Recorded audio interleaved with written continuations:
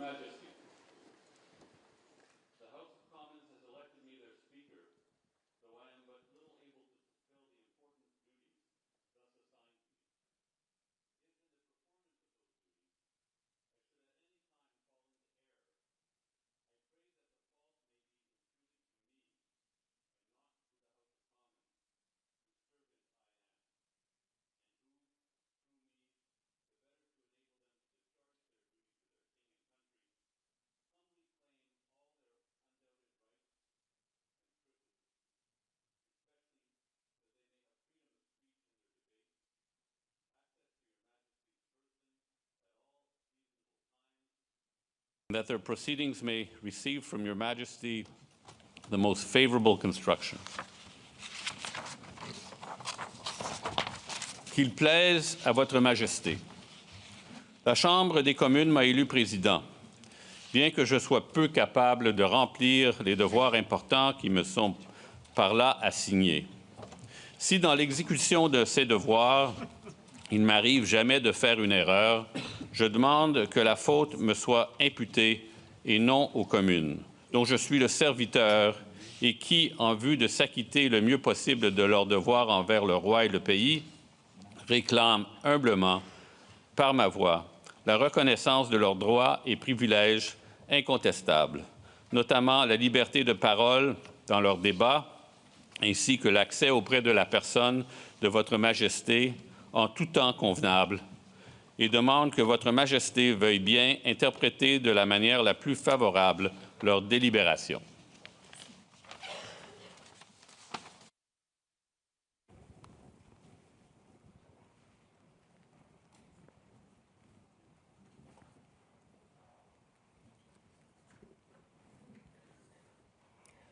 Mr. Speaker, I am commanded by His Majesty the King to declare to you that he freely confides in the duty and attachment of the House of Commons to His Majesty's person and government, and not doubting that their proceedings will be conducted with wisdom, temper, and prudence, he grants and upon all occasions will recognize and allow their constitutional privileges. I am commanded also to assure you that the Commons shall have ready access to His Majesty upon all seasonable occasions, and that their proceedings, as well as your words and actions, will constantly receive from Him the most favorable construction.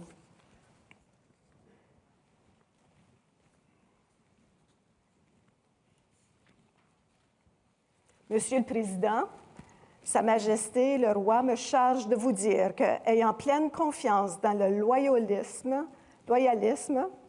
et l'attachement de la Chambre des communes envers la personne et le gouvernement de Sa Majesté, et ne doutant nullement que ces délibérations seront marquées au coin de la sagesse, de la modération et de la prudence, il lui accorde et en toute occasion saura reconnaître ses privilèges constitutionnels.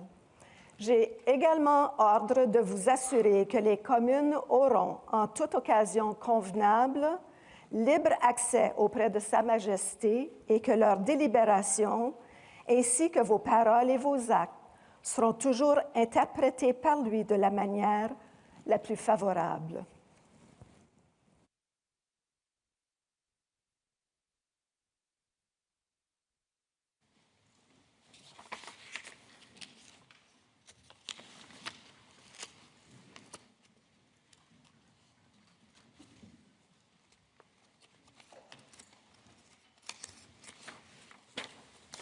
Honourable Senators, members of the House of Commons, it is with a deep sense of pride and pleasure that my wife and I join you here today as we witness Canadians coming together in a renewed sense of national pride, unity and hope. I would like to acknowledge that we are gathered on the unceded territory of the Algonquin and the Shinabeg people. This land acknowledgement is a recognition of shared history as a nation, while continuing to deepen my own understanding. It is my great hope that in each of your communities and collectively as a country, a path is found toward truth and reconciliation in both word and deed. This is my 20th visit to Canada, spread over the course of more than half a century, and my first as sovereign. As I've said before, every time I come to Canada, a little more of Canada seeps into my bloodstream, and from there straight to my heart. I've always had the greatest admiration for Canada's unique identity, which is recognized across the world for bravery and sacrifice in defense of national values and for the diversity and kindness of Canadians. To the First Nations, Inuit and Métis peoples, you have welcomed my family and myself to your traditional lands with great warmth and hospitality, for which I am humbly grateful. This year, we mark the 80th anniversary of VE Day and VJ Day. On Juno Beach, at Dieppe, on the Somme, at Beaumont-Hamel, at Ypres, and on Vimy Ridge. At those places and many others, forever etched into our memories, Canadians fought and died alongside our closest allies. Aujourd'hui, je vois des élus venant d'un bout à l'autre du Canada, de Saint-Jean's à Terre-Neuve et Labrador, de Victoria en Colombie-Britannique et d'Arviat au Nunavut. Je vois des gardiens des droits et libertés garantis par la Charte canadienne. En tant que roi, je tiens à vous remercier de vous mettre au service de vos compatriotes, d'un bout ou l'autre de ce grand et beau pays. You speak for your communities, representing an incredible richness of cultures, languages, and perspectives. We owe it to this generation and those who succeed us to think and act for the greater good of all. While the world faces unprecedented challenges, generating uncertainties across the continents with regards to peace and stability, economics and climate change, your communities have the skills and determination to bring a wealth of solutions. En encourageant la collaboration et en tenant des débats respectueux et constructifs, vous permettrez à ce gouvernement d'agir de façon audacieuse et juste pour le bien des Canadiens et des Canadiennes. It has been nearly 70 years since the Sovereign first opened Parliament. In the time since, Canada has dramatically changed, repatriating its constitution, achieving full independence, and witnessing immense growth. Canada has embraced its British, French, and Indigenous roots and become a bold, ambitious, innovative country that is bilingual, truly multicultural, and committed to reconciliation.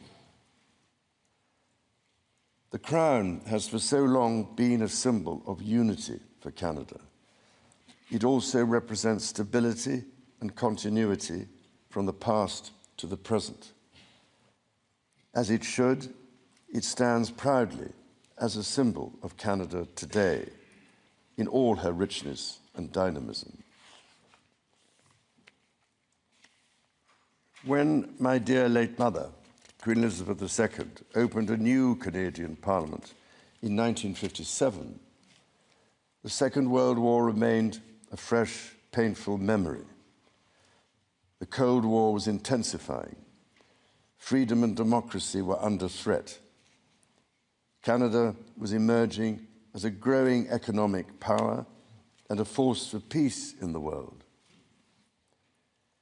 In the decades since, history has been punctuated by epoch-making events: the Vietnam War, the fall of the Berlin Wall, and the start of the War on Terror.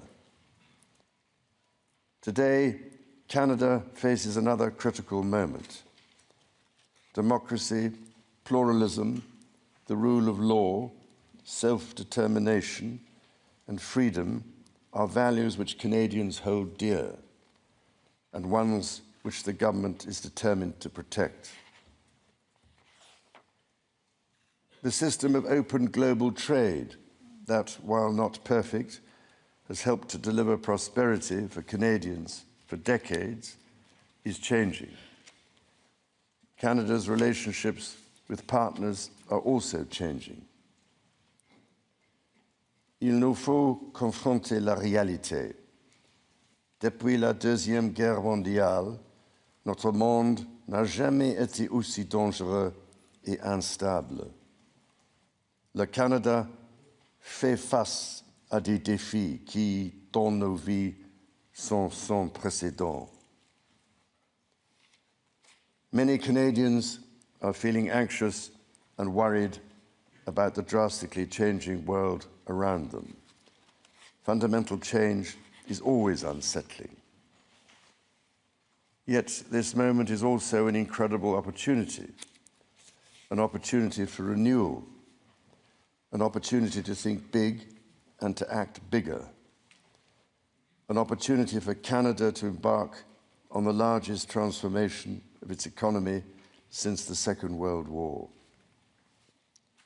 A confident Canada, which has welcomed new Canadians, including from some of the most tragic global conflict zones, can seize this opportunity by recognizing that all Canadians can give themselves far more than any foreign power on any continent can ever take away.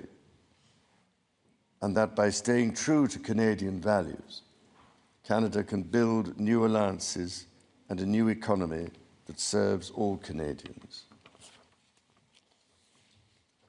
The Prime Minister and the President of the United States, for example, have begun defining a new economic and security relationship between Canada and the United States, rooted in mutual respect and founded on common interests, to deliver transformational benefits for both sovereign nations. Simultanément, le gouvernement œuvre à renforcer ses relations avec des partenaires commerciaux et des alliés fiables. Sachant que le Canada possède ce dont notre monde a besoin et défend les valeurs que ce monde respecte. Le Canada est prêt à bâtir une coalition de nations qui partagent ces valeurs, qui croient en la coopération internationale et le libre-échange de biens, de services et d'idées. Dans ce monde nouveau, qui évolue à un rythme frénétique, le Canada tracera la voie à suivre. La démonstration en sera faite dès juin, quand le Canada présidera le sommet du G7. The government is guided by its conviction that the economy is only truly strong when it serves everyone. Many Canadians are struggling to get ahead. The government is responding, reducing middle-class taxes and saving two-income families up to $840 a year. It will cut the GST on homes at or under $1 million for first-time home buyers, delivering savings of up to $50,000. And it will lower the GST on homes between $1 million and $1.5 million. Le gouvernement assurera la pérennité de programmes qui permettent déjà aux familles d'économiser des milliers de dollars par année, notamment ceux pour les garderies et l'assurance médicaments.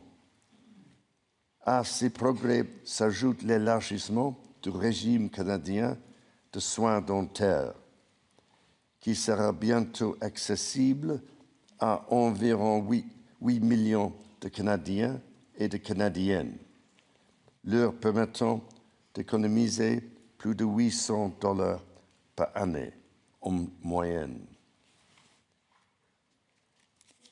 The government's overarching goal, its core mission, is to build the strongest economy in the G7.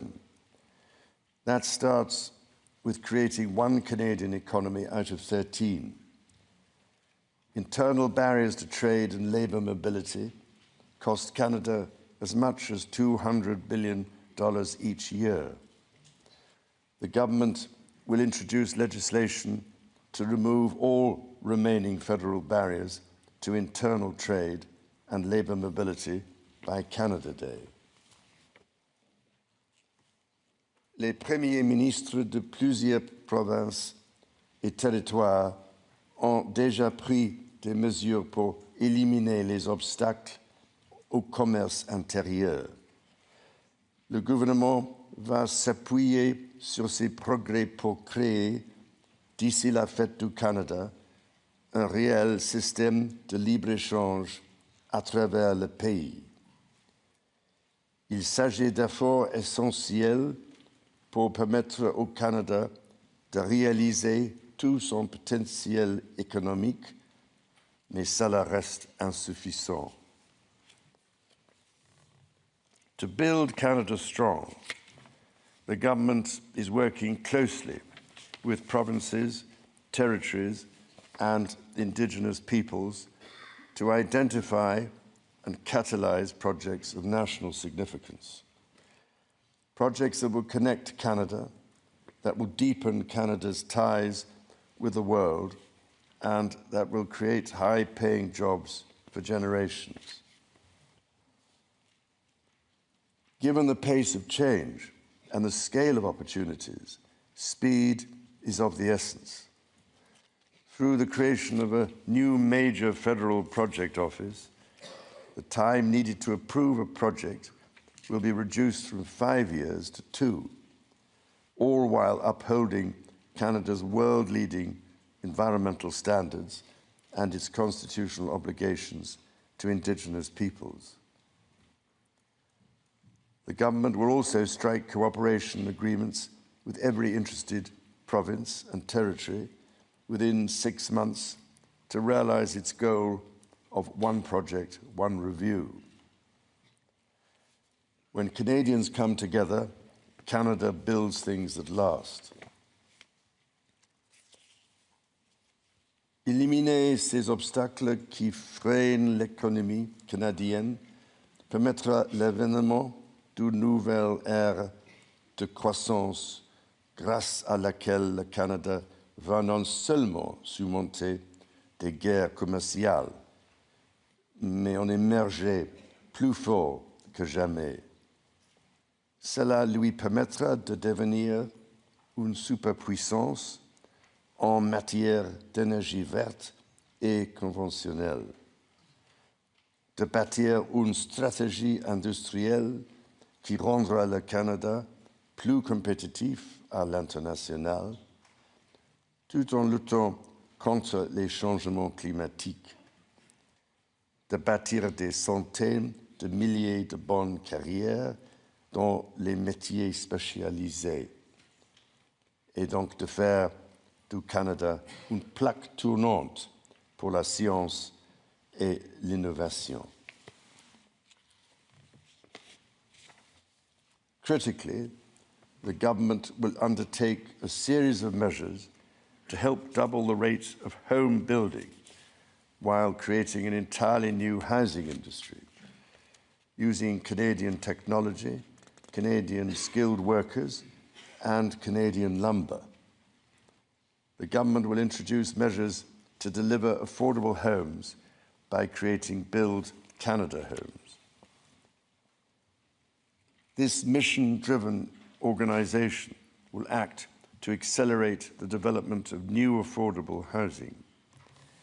It will invest in the growth of the prefabricated and modular housing industry, and it will provide significant financing to affordable home builders. The government will make the housing market work better, including by cutting municipal development charges in half for all multi-unit housing. The government will drive supply up to bring housing costs down.